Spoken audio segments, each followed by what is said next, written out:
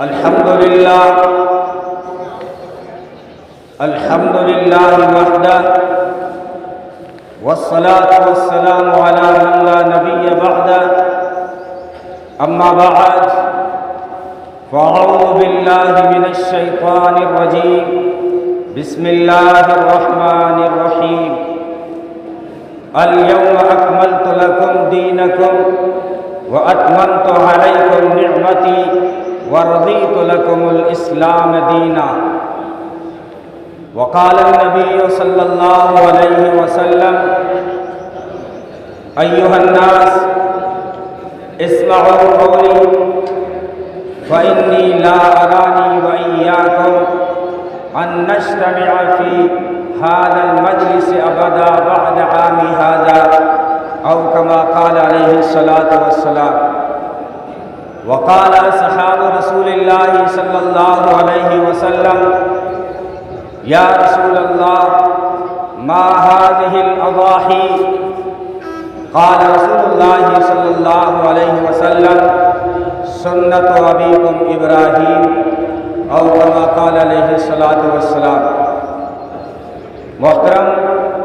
دوستوں، بزرگوں اور عزیز بھائیوں، غیور نوجوانوں، اللہ تبارک و تعالیٰ نے اس دنیا کو نہ آرام گاہ بنایا ہے نہ عیش گاہ بنایا ہے، بلکہ اللہ نے اس دنیا کو امتحان گاہ بنایا ہے۔ اللہ اس دنیا میں ہر ایک کو آزماتا ہے۔ احسب الناس ان یترکوا ان یقولوا آمنا وهم لا یفتنون، کیا لوگ گمان کرتے ہیں جنہوں نے کہہ دیا کہ ہم ایمان والے ہیں تو کیا انہیں آزمایا نہیں جائے گا؟ ضرور آزمائے جاؤ گے۔ یہ دنیا امتحان گاہ ہے، یہاں پر اللہ تعالیٰ مختلف زاویوں سے انسان کو آزماتا ہے۔ کبھی کسی کو مال دے کر آزماتا ہے تو کبھی کسی سے مال لے کر آزماتا ہے۔ کسی کو حسن دیا تو یہ آزمائش ہے، کسی کو عہدہ دیا تو یہ آزمائش ہے۔ کبھی عہدہ دے کر آزماتا ہے تو کبھی عہدہ لے کر آزماتا ہے۔ کسی کو حاکم بنا دیا تو یہ اس کی آزمائش ہے، کسی کو محکوم بنا دیا تو یہ آزمائش ہے، اور کسی کو تندرستی دے دی تو یہ اس کی طرف سے آزمائش ہے، کسی کو بیماری دے دی تو یہ اس کی طرف سے آزمائش ہے۔ کبھی اللہ تعالیٰ جان سے آزماتا ہے، کبھی مال سے آزماتا ہے۔ کبھی وہ مال دیتا ہے تو آزمائش ہے، مال مانگتا ہے تو آزمائش ہے، یعنی کبھی جان کی قربانی مانگے تو آزمائش ہے اور مال کی قربانی مانگے تو یہ آزمائش ہے۔ وَإِذِ ابْتَلَىٰ إِبْرَاهِيمَ رَبُّهُ بِكَلِمَاتٍ فَأَتَمَّهُنَّ، اللہ نے ابراہیم علیہ السلام کو چند باتوں سے آزمایا، فَأَتَمَّهُنَّ، انہوں نے اس سے پورا کر دکھایا تو اللہ تعالیٰ نے فرمایا إِنِّي جَاعِلُكَ لِلنَّاسِ إِمَامًا، اے ابراہیم جب آپ کامیاب ہو گئے ہیں تو اب ہم آپ کو لوگوں کا امام بنائیں گے۔ سرداریاں جو ملتی ہیں، عہدے جو ملتے ہیں، بڑاپن جو حاصل ہوتا ہے، پہلے آزمائشوں سے کوئی گزرے اور صبر و استقامت کے ساتھ کوئی چل کے دکھائے، پھر اللہ تعالیٰ انعامات سے نوازتے ہیں۔ ابراہیم علیہ السلام کی زندگی اٹھا کر دیکھیں، انہیں آزمایا جا رہا ہے کہ باپ نے گھر سے نکال دیا ہے، قوم نے جا کے بادشاہ کو شکایت کر دی ہے، بادشاہ نے جو ہے آگ میں ڈال دیا ہے، اور کبھی وطن کو خیر آباد کہا، کبھی ملک شام چلے گئے، اور کبھی عرب کے جو ہے صحرا نشینوں میں جا اپنی بیوی اور بچے کو تنہائی میں چھوڑ دیا۔ وہ بیٹا جس کو بڑی دعاؤں کے بعد اللہ سے مانگنے کے بعد جو ملا تھا، جب وہ دوڑنے اور آگے پیچھے باپ کا ہیلپ کرانے کے جو قابل ہوا تو اللہ کا حکم آیا کہ اس کو میرے نام پہ قربان کر دیں۔ ساری آزمائشوں سے جب حضرت ابراہیم گزرے تو اللہ نے فرمایا اے ابراہیم ہم نے آپ کو لوگوں کا امام بنایا ہے۔ آج یہودی بھی ابراہیم علیہ السلام کا احترام کرتے ہیں، عیسائی بھی حضرت ابراہیم علیہ السلام کا احترام کرتے ہیں، اور ہماری شریعت میں تو بہت سارے احکامات ان کی یاد کے باقی رکھے گئے ہیں۔ اور محمد عربی صلی اللہ علیہ وسلم کو حکم ملا ان اتبع ملت ابراہیم، میرے محبوب آپ بھی ملت ابراہیمی کی اتباع کریں۔ کتنی عجیب بات ہے، وہ نبی جو سارے نبیوں کا نبی ہے، سارے نبیوں سے عالم ارواح میں وعدہ لیا گیا تھا، وَإِذْ أَخَذَ اللَّهُ مِيثَاقَ النَّبِيِّينَ لَمَا آتَيْتُكُم مِّن كِتَابٍ وَحِكْمَةٍ ثُمَّ جَاءَكُمْ رَسُولٌ، اے رسولو تمہیں دنیا میں نبی بنا کے بھیجوں گا، رسول بنا کے بھیجوں گا، تمہیں حکمت اور دانائی دوں گا، تمہیں کتاب دوں گا، تمہیں صحیفے دوں گا، تمہیں اپنے اپنے علاقے کا نبی بناؤں گا۔ لیکن نبیوں سن لو، اگر تمہاری موجودگی میں میرا آخری محبوب آ جائے، اپنی نبوت چھوڑ کے ان کی نبوت کا اعلان کرنا، ان کی مدد کرنا اور جو ہے ان کے اوپر ایمان لانا۔ لیکن ابراہیم علیہ السلام جب بڑے امتحانات سے پاس ہوئے تو کتنا ان کا احترام کیا جا رہا ہے۔ اللہ اپنے محبوب سے کہہ رہا ہے میرے محبوب آپ بھی ابراہیم کی ملت کی اتباع کریں۔ یہ صرف ان کی عزت کے لیے ہے، ورنہ محمد عربی کو کسی اور شریعت کی ضرورت نہیں ہے، کیونکہ محمد رسول اللہ کو جو شریعت ملی ہے وہ ساری شریعتوں کی سردار ہے۔ محمد رسول اللہ کو جو کتاب ملی ہے وہ کتاب ساری کتابوں کی سردار ہے۔ محمد رسول اللہ کو جو ملت شریعت ملی ہے وہ ساری شریعتوں کی سردار ہے۔ لیکن یہ ابراہیم کا اعزاز کیا جا رہا ہے کیونکہ بڑے امتحانات سے گزرے ہیں۔ اگر کوئی بڑے امتحانات سے گزر جائے تو اللہ کی طرف سے اسے انعام بھی بڑا ملتا ہے۔ دیکھو نا، حضرت یوسف علیہ السلام کو بھائیوں نے کنویں میں ڈالا، یوسف علیہ السلام کو بھائیوں نے قافلے کے ہاتھ بیچ دیا، یوسف علیہ السلام کی بولی لگائی گئی مصر کے بازار میں۔ یوسف علیہ السلام جب شاہی محل میں داخل ہوئے تو زلیخا نے بہتان لگا دیا۔ یوسف علیہ السلام وہاں سے جیل میں چلے گئے۔ ان ساری آزمائشوں سے جب گزرے تو انعام کیا ملا ہے؟ انعام یہ ملا ہے کہ قدموں کے نیچے مصر کا تخت ہے اور سر کے اوپر نبوت کا تاج۔ اللہ تعالیٰ اگر کوئی امتحانات میں پاس ہو جائے پھر اللہ انعامات سے نوازتا ہے۔ تو یہ قربانی ایک مالی امتحان ہے، ورنہ اصل تو جان کی قربانی تھی۔ حضرت ابراہیم علیہ السلام کی سیاد کو باقی رکھنے کے لیے بہت سی چیزیں ہمیں دی گئی ہیں، اس میں سے یہ جانور کی قربانی بھی ہے۔ جانور لا کر اللہ تعالیٰ نے، سنیں غور سے، ظلم نہیں بلکہ انسانیت کو بہت بڑے ظلم سے بچایا ہے۔ آج لوگ خام و خواہ اشکال کرتے ہیں کہ مسلمان ایک دن میں کتنا خون بہا دیتے ہیں اور کتنا مال بہا دیتے ہیں۔ ہمارے اپنے مسلمان بھی یہ اشکال کرتے ہیں، ڈبل پڑھے لکھے، وہ کہتے ہیں کہ یار تم نے جو ہے اتنے جانور قربان کر دیے، اتنے پیسوں سے نہ جانے کتنے غریبوں کے چولہے جل سکتے تھے، نہ جانے کتنے غریبوں کی فیس بھری جا سکتی تھی، نہ جانے کتنے غریبوں کی ہاسپٹلوں میں مدد ہو سکتی تھی۔ لیکن شیطان کی چالاکی دیکھیے، کبھی دین کو دنیا سے مقابلہ نہیں کرتا بلکہ دین کا دین سے مقابلہ کراتا ہے۔ جب آپ جو حج قربانی کریں گے تو شیطان یہ میسج ڈالے گا آپ دین کا بڑا اجتماع کر لیں، آپ سنی جو ہے آپ جو ہے نبی پاک صلی اللہ علیہ وسلم کی سیرت کی کانفرنس کر دیں، آپ اہل حدیث لوگوں کو دین سنانے کے لیے لوگوں کو اکٹھا کر دیں، تبلیغی جماعت والے جب لوگوں کو اجتماع کے لیے جوڑ دیں تو شیطان میسج چھوڑتا ہے کہ جتنا پیسہ بہایا گیا ہے اتنے پیسوں سے کتنے غریبوں کی مدد کی جا سکتی تھی اور کتنے غریبوں کی فیس بھری جا سکتی تھی۔ لیکن ایسے چالاک دشمنوں کو کبھی یہ نظر نہیں آتا کہ میں اس وقت تک گاڑی نہیں خریدوں گا جب تک میرے محلے میں کوئی بھوکا ہوگا۔ جب یہ موبائل خریدنے جاتا ہے، حالانکہ بکرا بھی 10 12 15 20 ہزار کا ہے اور موبائل بھی 20 30 ہزار کا خریدتا ہے، موبائل خریدتے وقت اس کے دماغ میں یہ بات نہیں آتی کہ اس جو ہے 20 ہزار 30 ہزار 40 ہزار 80 ہزار سے نہ جانے کتنے غریبوں کی مدد کی جا سکتی تھی، کتنی بچیوں کو رخصت کیا جا سکتا تھا۔ یہ شیطان کی چالاکی ہے۔ لیکن میں یہ کہہ رہا تھا کہ جانور کا خون بہا کر اللہ نے انسانیت پہ ظلم نہیں کیا، بلکہ اللہ نے انسانیت کے سر پہ احسان کیا ہے۔ وہ کیسے؟ وہ یوں کہ آپ دنیا کی تاریخ پڑھیں۔ دنیا کی تاریخ میں پہلے لوگ اپنے معبود کو خوش کرنے کے لیے یا اپنے اوپر آنے والی آفت اور مصیبت کو ٹالنے کے لیے انسان کو قربان کرتے تھے، انسان کی بلی لگاتے تھے۔ افریقہ، جنوبی امریکہ، جرمنی، انڈونیشیا میں کھلے عام انسان کو قربان کیا جاتا تھا، اور قدیم یونان والے بھی انسان کی بلی لگاتے تھے، انسان کو قربان کرتے تھے۔ روم والے بھی انسان کو قربان کرتے تھے، بلکہ ملک شام کے بادشاہ نے جب اس کی حکومت کو خطرہ لاحق ہوا تو اس نے سب سے بڑے بیٹے کو قربان کر دیا، چھری چلا دی۔ عرب کے لوگ جب کوئی جنگ کو فتح کرتے اور مال غنیمت میں اگر کوئی غلام اور قیدی اور کمی جب پکڑے جاتے تو ان میں جو خوبصورت غلام ہوتا تھا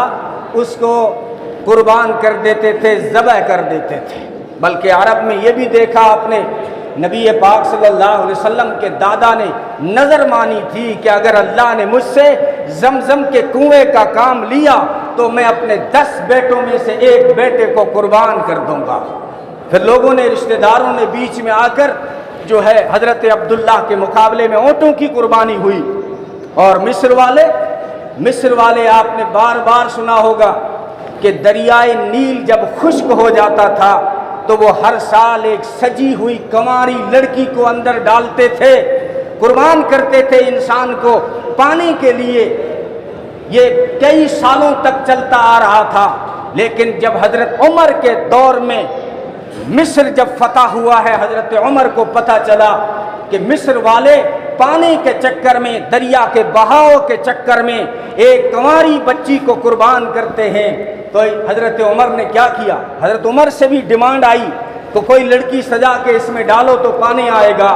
حضرت عمر نے خط لکھا، پرچی لکھی دریائے نیل کے نام کہ او دریا، اگر اللہ کے حکم سے بہہ رہا ہے اور بہنا چاہتا ہے تو اب بہہ لے،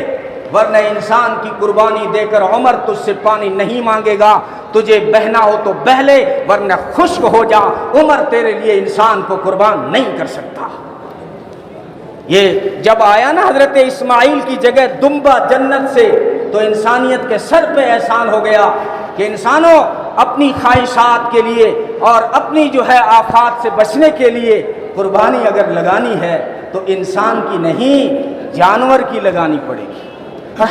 ہر قرآن کہتا ہے وَلِكُلِّ أُمَّةٍ جَعَلْنَا مَنْسَكًا، ہم نے ہر امت میں قربانی رکھی ہے،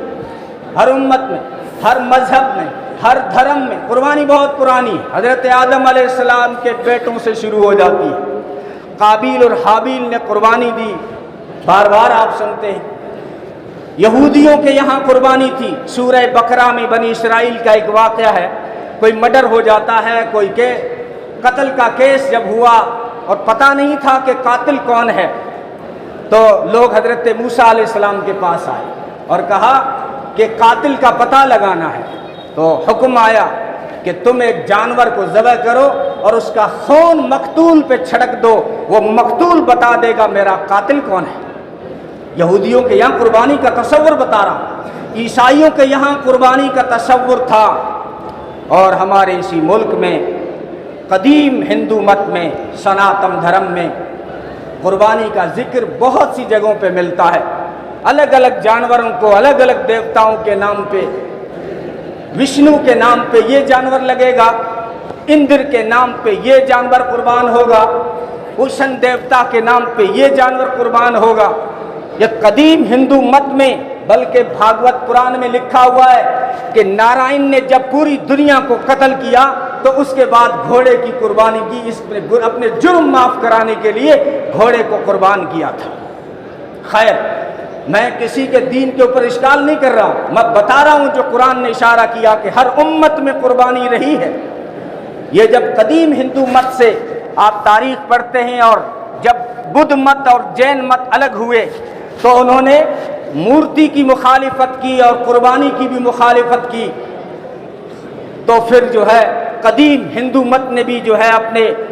بدلاؤ میں یہ لکھا کہ آج کے بعد ہم گائے کی قربانی نہیں کریں گے، گائے ہماری ماتا ہے بلکہ ہم اس کی پوجا کریں گے۔ لیکن یاد رکھو مسلمانوں کا کوئی ایشو گائے نہیں ہے۔ یہ خام و خواہ بے وقوف اگر کوئی کر دے تو وہ صحیح مسلمان نہیں ہے، ورنہ اگر مسلمان سمجھدار سنجیدہ اگر اس ملک میں آنکھیں کھول کے چلتا ہے تو وہ سن لے کہ اس ملک کی آزادی سے پہلے جمعیت علماء ہند نے اپنے پلیٹ فارم پہ یہ اعلان کیا تھا کہ مسلمان کبھی اس ملک میں گائے کو ذبح نہیں کرے گا۔ یاد رکھنا، بچنا ایسی باتوں سے، اور ہمارا یہ بالکل ایشو نہیں ہے۔ تو خیر، میں کہہ رہا تھا یہی قربانی جو ہے اسلام میں ہے، لیکن اسلام کی قربانی اور باقی ادیان کی قربانی میں کچھ فرق ضرور نظر آئے گا۔ پہلے جب جانور کو قربان کیا جاتا تھا تو گوشت خود نہیں کھا سکتے تھے، آسمان سے آگ آتی تھی، یہی قبولیت کی نشانی ہوتی تھی۔ لیکن آپ کے اوپر، ہم سب کے اوپر اللہ کا یہ فضل ہوا کہ جب آپ نے جانور کو ذبح کیا، جب چھری چلی اور خون بہا، حالانکہ پہلے ایک ایک عیب کو ٹٹولا جا رہا تھا کہ اگر کان 1/3 یا تہائی سے زیادہ کٹا ہوا ہے قربانی نہیں ہوگی، اگر دم 1/3 یا 1/3 سے زیادہ کٹی ہوئی ہے قربانی نہیں ہوگی، بکری کا اگر ایک تھن کام نہیں کر رہا ہے قربانی نہیں ہوگی، جانور اتنا لاغر ہے کہ قربان گاہ اور چراگاہ نہیں جا سکتا قربانی نہیں ہوگی، لنگڑا ہے، صرف لنگڑا ہونا تو عیب نہیں، لیکن اتنا لنگڑا ہے کہ چوتھے پاؤں کا بالکل سہارا نہیں لیتا تو قربانی جائز نہیں ہوگی۔ لیکن یاد رکھنا، سینگ کا کوئی مسئلہ نہیں ہے۔ لوگ کہتے ہیں سینگ کٹ گیا، آدھا کٹ گیا، تہائی کٹ گیا، سینگ کا کوئی مسئلہ نہیں، تہائی کٹ جائے، چوتھائی کٹ جائے، زیادہ کٹ جائے، پورا کٹ جائے، قربانی میں عیب نہیں ہے۔ عیب اس وقت بنتا ہے جب سینگ اس طرح کٹے کہ بھیجی میں زخم پیدا ہو جائے، تو پھر ایسے جانور کی قربانی صحیح نہیں ہوگی۔ میں کہہ رہا تھا پہلے تو ایک ایک چیز کو دیکھا جا رہا تھا، لیکن جب آپ نے چھری چلائی، عرش سے آواز آئی، لن ینال اللہ لحومها لن ینال اللہ لحومها ولا دماؤها ولکن ینالہ التقوی منکم، کہ اللہ تعالیٰ کو نہ تمہارا گوشت چاہیے، نہ خون چاہیے، نہ کھال چاہیے، نہ کھر چاہیے، نہ سینگ چاہیے۔ پھر اللہ کیا چاہیے تھا آپ کو؟ فرمایا میں صرف تمہارا جذبہ دیکھنا چاہتا تھا، دلوں کا تقوی دیکھنا چاہتا تھا کہ بندہ میرے نام پہ کیا لگا سکتا ہے۔ اس لیے سوشل میڈیا پہ جو اشکالات ہو رہے ہیں، مسلمان ظالم نہیں بلکہ مسلمان قربانی اس لیے کرتے ہیں کہ نبی پاک صلی اللہ علیہ وسلم نے فرمایا ہے کہ 10 ذی الحجہ کو اللہ کو جانوروں کا خون بہانا پسند ہے، اس لیے مسلمان قربانی کرتے ہیں، ورنہ کوئی ظالم نہیں۔ بھائی اللہ نے جانوروں کو بھی اللہ نے بنایا، انسانوں کو بھی اللہ نے بنایا، اسی اللہ کا حکم ہے، ورنہ ہمیں اس طرح کوئی شوق نہیں۔ خیر، یہ قربانی کا مختلف میسج تھا، پیغام تھا۔ اب 10 منٹ اور بچے ہیں، باہر حضرات جو کھڑے ہیں وہ جلدی سے اندر تشریف لے آئیں تاکہ وقت پہ نماز ہو سکے۔ گرمی ہے اس لیے اس کا خیال کریں، اگر تاخیر ہوتی ہے تو آپ کی طرف سے نہ ہو، آپ جلدی سے آ کے صفوں میں بیٹھ جائیں اور آنے والے آگے آ کر بیٹھیں تاکہ پیچھے آنے والوں کو تکلیف نہ ہو۔ تو خیر 10 منٹ میں اب میں آپ کے سامنے میری اپنی تقریر رکھنے کے بجائے محمد الرسول اللہ صلی اللہ علیہ وسلم کی وہ تقریر اور اس تقریر کا خلاصہ رکھ دوں جو نبی پاک صلی اللہ علیہ وسلم نے آخری حج کے موقع پہ 9 ذی الحجہ کو عرفہ کے دن میں تقریباً 1.5 لاکھ انسانوں کے مجمع کو خطاب کرتے ہوئے فرمائی تھی۔ فرمایا تھا لوگو ایھا الناس اسمعوا قولی، لوگو میری بات کو غور سے سنو، انی لارانی وایاکم ان نجتمع فی ھذا المجلس ابدا، لوگو میری بات کو غور سے سن لو، شاید اس طرح دوبارہ ہم مل کر نہ بیٹھ سکیں۔ یہ نبی کا اشارہ تھا کہ آئندہ حج آنے سے پہلے شاید دنیا سے پردہ فرما جاؤں گا، تم کبھی مجھے ڈائریکٹ اس طرح نہیں سن پاؤ گے، لوگوں میری بات کو غور سے سنو، اور سارے انسانوں کو مخاطب کیا تھا، صرف مسلمانوں کو نہیں۔ ہر جگہ ایھا الناس کہا، یا ایھا الناس، اے لوگوں سنو اللہ نے کیا کہا ہے، یا ایھا الناس انا خلقناکم من ذکر و انثی وجعلناکم شعوبا وقبائل لتعارفوا ان اکرمکم عند اللہ اتقاکم۔ اے لوگو ہم نے تم سب کو ایک ماں باپ سے پیدا کیا ہے، ایک ماں باپ سے پیدا کیا ہے، یعنی طبقات سارے ختم کر دیے، اونچ اور نیچ اور ذات اور پات کے سارے جھگڑے مٹا دیے۔ فرمایا تم میں سے بڑا وہ نہیں ہے جس کا خاندان یا پاندان اونچا ہو، تم میں سب سے بڑا وہ ہے جس کے کرتوت اور اعمال اچھے ہوں، جس کے کرتوت اچھے ہیں وہ بڑا ہے، چاہے وہ نیچی برادری سے دنیا والے اس سے کہیں، لیکن اگر اس کے پاس علم کا جوہر ہے اور اگر اس کے پاس میں دلوں میں تقویٰ ہے تو پھر وہ بڑے کئی خاندانوں سے بڑی حیثیت رکھتا ہے اللہ کے یہاں۔ فرمائیے اونچ نیچ ساری ختم کر دی اور فرمایا تکبر چھوڑ دو، برادریوں پہ گھمنڈ کرنا چھوڑ دو، اپنے آپ کو اونچا بتانا چھوڑ دو کہ ہم اس قریش سے ہیں، ہم فلاں سے ہیں، ہم انصار ہیں، ہم پٹھان ہیں، ہم خان ہیں، ارے چھوڑ دو اس طرح کے نعرے۔ فرمایا کلکم من آدم و آدم من تراب، تم سب آدم سے ہو اور آدم کو میں نے مٹی سے اٹھایا ہے۔ او مٹی سے بننے والے برتنوں، تمہیں تکبر زیبا نہیں دیتا، اپنے میٹریل پہ غور کر، کس طرح وَلَقَدْ خَلَقْنَا الْإِنسَانَ مِنْ سُلَالَةٍ مِّن طِينٍ ثُمَّ جَعَلْنَاهُ نُطْفَةً فِي قَرَارٍ مَّكِينٍ، ہم نے کھنکتی ہوئی مٹی سے انسان کو اٹھایا اور پھر ماں کے رحم میں جا کے ٹھہرایا، ثُمَّ خَلَقْنَا النُّطْفَةَ عَلَقَةً، پھر اس نطفے کو ہم نے لوتھڑا بنایا، ثُمَّ خَلَقْنَا الْعَلَقَةَ مُضْغَةً، پھر ہم نے اس لوتھڑے کو بوٹی بنایا، پھر اس بوٹی پہ ہم نے ہڈیاں چڑھائی، ان ہڈیوں پہ ہم نے گوشت چڑھایا، اس گوشت پہ ہم نے چمڑا چڑھایا۔ یاد رکھو فتبارک اللہ احسن الخالقین، یہ تو اس کی کاریگری ہے کہ ناپاک پانی کے قطرے سے اتنا خوبصورت انسان بنا دیا۔ تم سب مرو گے یہ بھی بتا دیا انسانوں، اپنے میٹریل پہ غور کرو اور اپنے انجام پہ غور کرو، اس لیے تکبر تمہیں زیبا نہیں دیتا۔ اور فرمایا اپنے ماتحتوں پہ ظلم نہ کرنا، غلام کہا ہے لیکن اگر کسی کا کوئی نوکر ہے، دکان میں کوئی ملازم ہے، فیکٹری میں کوئی ملازم ہے، گھر میں کوئی کام کرنے والا ہے، فرمایا ان کا خصوصی طور پہ دھیان رکھنا، وہی کھلانا جو تم خود کھاتے ہو، نوکروں کو وہی پہنانا جو تم خود پہنتے ہو۔ آئے کوئی کیا دادرسی کی ہے انسانوں کی کہ تم خود جو ہے ناشتہ کر کے دکان چلو اور ٹفن ساتھ میں لے کے دکان چلو، لیکن بیچارہ ملازم دکان میں کام کرنے والا بھوکا جائے، یہ انسانیت کے خلاف ہے۔ فرمایا جو تم کھاؤ وہ اپنے نوکر کو بھی کھلانا، جس طرح کے کپڑے تم پہنتے ہو اسی طرح کے پہنانا، کپڑوں سے پتہ نہ چلے کہ یہ نوکر ہے۔ اور عورتوں کا خیال رکھنا، کمزور صنف نازک ہے، آخری خطبہ ہے، آخری پیغام ہے، اس لیے کہا کہ اس صنف نازک کا بھی خیال رکھیں۔ اگر بیٹی ہے تو خیال رکھنا، بہن ہے تو خیال رکھنا، بیوی ہے تو خیال رکھنا، ماں ہے تو اس کا خیال رکھنا، اور خود اپنی زندگی میں عورت کا اتنا خیال رکھا، اگر جنگ کی حالت میں عورت پہ نظر پڑی تو فرمایا عورت کی عزت اور آبرو کی حفاظت کرو، تم کسی عورت پہ ہتھیار مت اٹھانا۔ ایک جنگ کے دوران عیسائی لڑکی گرفتار ہو گئی جو اپنے تیر کو زہر میں بجھا کے آئی تھی اور قسم کھا کے آئی تھی کہ نعوذ باللہ میں محمد کا قتل کروں گی صلی اللہ علیہ وسلم، لیکن اس جنگ میں وہ عیسائی لڑکی گرفتار ہو گئی، صحابہ نے اس کو پکڑ لیا، جب قیدی گرفتار کر لائے گئے، نبی پاک صلی اللہ علیہ وسلم کی نگاہ پڑی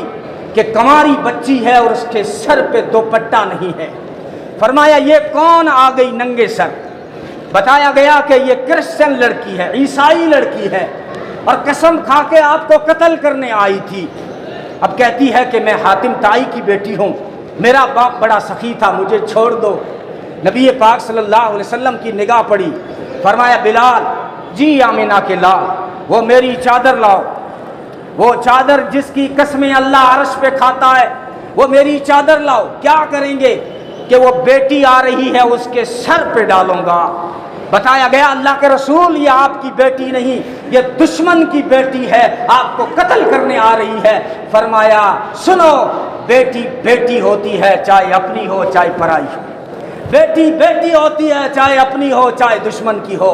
نبی پاک صلی اللہ علیہ وسلم نے اپنی رحمت والی چادر اس لڑکی کے سر پہ ڈالی۔ بہت سارے پیغامات دیے تھے، اور جو ہے آپسی تفاخر کو مٹا دیا، اور فرمایا ساری آج جاہلیت کی ساری رسموں کو میں اپنے قدموں کے نیچے رونتا ہوں، جاہلیت کی ساری باتیں ختم، آج میں جاہلیت کا خون ختم کرتا ہوں، اور سب سے پہلے چچا زاد بھائی کے بیٹے ربیعہ بن حارث کے بیٹے کا خون معاف کرتا ہوں، آج کے بعد میں سودی نظام کو ختم کرتا ہوں۔ یاد رکھو دنیا تباہی کے دہانے پہ اسی لیے کھڑی ہے کہ سود میں مبتلا ہو گئی ہے۔ جو سود میں اگر کرے گا سارا ورلڈ شامل ہو جائے اور سودی نظام چلائے تو اس ورلڈ کو تباہ ہونا پڑے گا، اس ورلڈ کو اسلام کے صحیح قانون کے دامن میں آنا پڑے گا۔ تباہ ہو گئی ہے دنیا، چند دنیا کے مخصوص لوگ مالدار ہو گئے، ورنہ سودی نظام سے دنیا تباہ ہو چکی ہے۔ اس لیے نبی نے فرمایا آخری خطبے میں کہ میں سود آج ختم کرتا ہوں، اور سب سے پہلے اپنے چچا حضرت عباس کا سارا سود ختم کرتا ہوں۔ یہ بڑے اہم پیغامات تھے، اور مسلمانوں کو بہت ساری باتیں بتائی کہ مسلمانوں نماز مت چھوڑنا، بڑا پیغام ہے، مسلمان کی آئیڈینٹی ہے اور پہچان ہے۔ آپ عیدگاہ میں آئے ہیں، یہ عزم لے کے اٹھیں کہ انشاءاللہ آج کی صبح سے زندگی کی شام تک ہم بھی نماز نہیں چھوڑیں گے انشاءاللہ۔ وقت بالکل قریب ہے، چند سیکنڈ بچے ہیں، باہر جو حضرات کھڑے ہیں ان سے گزارش ہے کہ وہ اندر آ جائیں، صفوں میں آ جائیں، جو اگر کوئی دیوار سے باہر ہیں وہ بھی اندر آ جائیں۔ بالکل وقت پہ نماز کھڑی ہو جائے گی، اور پھر آپ یہ مت کہنا کہ ہمارا انتظار نہیں کیا گیا اور میں بہت دوڑ کے آیا تھا۔ اس لیے گزارش کر رہے ہیں، تقریباً چند سیکنڈ بچے ہیں، اس لیے جو ہے آپ حضرات جلدی سے اندر تشریف لائیں، اور آپ حضرات صفوں کو سیدھا کریں۔